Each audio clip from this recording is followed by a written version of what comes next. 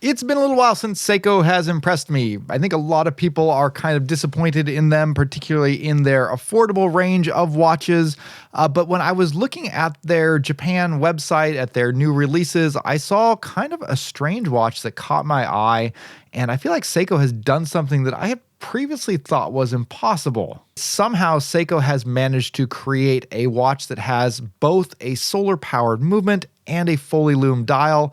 And I didn't think that was possible. I thought that if you applied loom paint to the entire surface of a dial, that would block any potential for putting solar cells on there, and you wouldn't be able to charge the watch.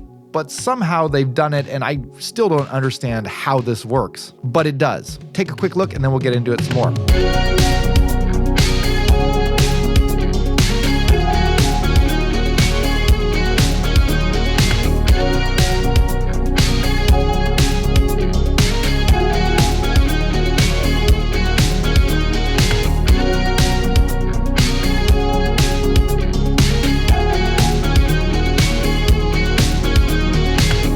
Hey guys, this is Dave. Welcome back to Just the Watch. As always, I am recording this from my home in Iwate, Japan. And today we're going to be looking at I believe a JDM watch from Seiko. This is the SBPX157. So this is part of Seiko's Selection S-Series. This is kind of a smaller watch, and the Selection S-Series here in Japan, it's a quartz watch collection. Most of them are kind of on the dress watch style. These are somewhat small, understated watches, very slim because they're quartz and only about 38 millimeters in diameter. There's two main dial options, one of which is a more traditional dress style with dolphin hands and applied indexes. The other, which we're looking at today, is a more casual layout that has Arabic numerals and more pencil-shaped hands. But again, to me, and I think to a lot of people who are interested in a watch like this, the idea that this is both fully loomed and solar powered is a pretty appealing combination. And then on top of that, Seiko has gone and done some other crazy things. This is a watch that I was able to pick up on Japanese Amazon for under $200. It still comes with 100 meters of water resistance and a sapphire crystal. And if you know Seiko, they're usually pretty stingy with sapphire crystals. They don't typically put sapphire crystals on their budget watches. If you buy a $300 Seiko 5 Sports, it's going to come with a Hardlex crystal. So seeing that they actually produce watches under $200 that have quartz movements and they put sapphire crystals on them really kind of goes to show that there's no really good reason for them not to put the sapphire crystals on their slightly more expensive mechanical watches. I don't know how much longer they're going to be able to keep doing that because so many of their competitors are starting to put sapphire crystals into their more affordable range of watches, and there's really no reason not to at this point. But this watch does feature a sapphire crystal, which again makes it an incredibly impressive watch for under $200 from Seiko. This watch, as they sell it with the black leather strap, they kind of have it looking like a business casual style watch. But if you show me a watch that has a clean, high contrast layout with Arabic numerals, a fully loomed dial, and 100 meters of water resistance, to me that really screams field watch. And I think if you swap this over to a couple of different straps, you can really use this as a pretty great field watch that gives you that full loom dial, so great after dark performance, as well as adequate water resistance for anything that you would need while you're outdoors. The fact that it's quartz and very slim and out of the way and small just makes it even better for that purpose. But let's go ahead and take a deep look at this watch. I'll throw it on a couple of straps. We'll see if we can turn this into more of a field watch from what it is meant to be,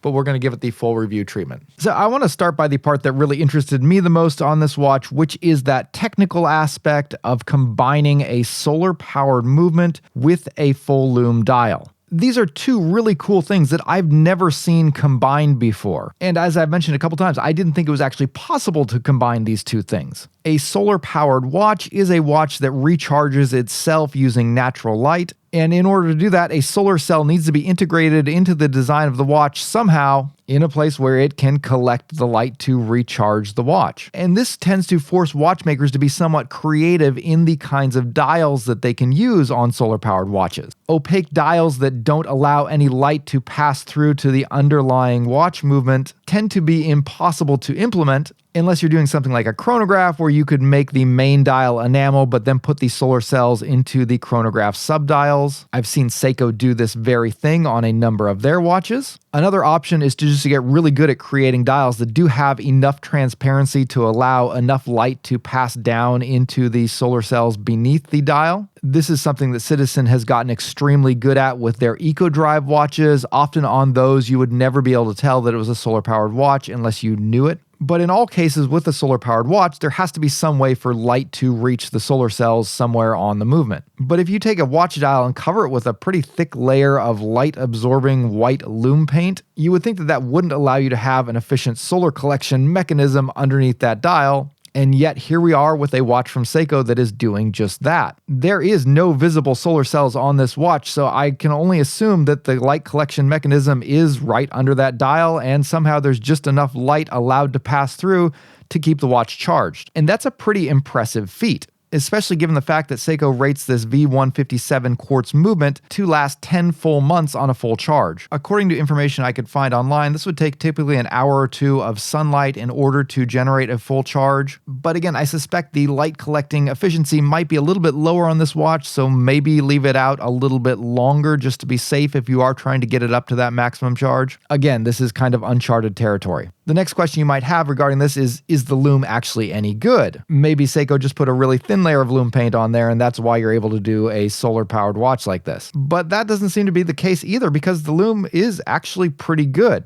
It's not amazing, but it's on par with most other full loom dial watches that I have observed and tested. I ran this through my loom test and it came out with a pretty respectable score of 5. Which would be low if we're talking about a dive watch, but for a field watch or a pilot style watch, that's totally normal, and for a dress watch, it's amazing. When you also take into account the fact that Seiko has done a great job on creating high contrast and legibility in the design here, you wind up with a watch that is very easy to read in the dark for a pretty extended period of time. Against that bright, fully loomed dial, you're getting crisply printed black Arabic numerals and a fully blacked out handset. Oftentimes I'll see watches that do a full loom dial and then also include loomed hands and markers, which looks cool. It feels like, oh, you want to put as much loom as possible, but that really reduces the contrast after dark. I think Seiko did it right by only looming the background and choosing black hands and markers instead of silver. That gives you very crisp contrast both in the daylight and in the dark. I'm not sure how well it translates on the camera, but Seiko's Lume Bright here comes in at a slightly cream color. It's just a little bit off-white in the daylight with a bluish green tone in the dark. Sometimes fully loomed dials will have a little bit of a greenish tint in the daylight, which might not be that appealing, but in bright light that's not present on this watch. Of course, you will start to see that glow as soon as you walk from outdoors into indoors or cross into a shadow.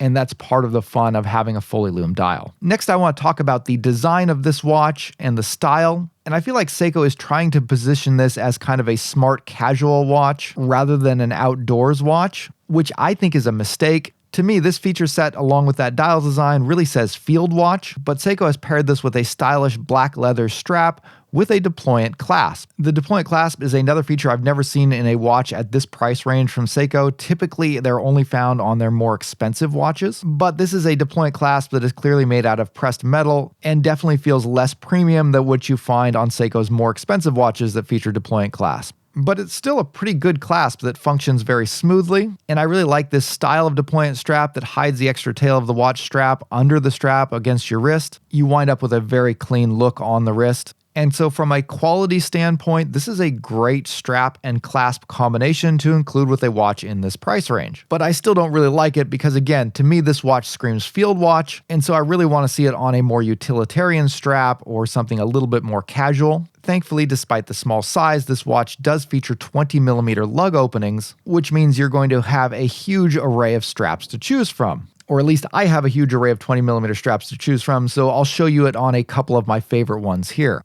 NATO style straps are always a great choice when it comes to a field watch because they're waterproof. This watch featuring 100 meters of water resistance makes for a great pairing with a NATO style strap because of that. If you want something casual but fun, you can go with a colorful blue strap like this one from North, or for a more classic military style, you can go with something like this green and red strap I got from CNS Straps. Another great look for a field watch is a simple brown leather strap like this one from Caseback Watches. To me, the light brown color of the leather here fits the style of the watch a lot better than the black leather strap that was included with it. And of course, the quality of the leather that Caseback Watches uses in their straps is way better than Seiko in their stock straps in this price range. Another option is to go with a sailcloth style strap like this Hydroflex one from Artem. These are really expensive straps that you probably wouldn't normally pair with a watch in this price range because I think the strap is actually about the same cost as the entire watch. But the great thing about the Artem Hydroflex straps is that they are fully waterproof, extremely comfortable on the wrist, and they look great thanks to that synthetic sailcloth upper material on the strap.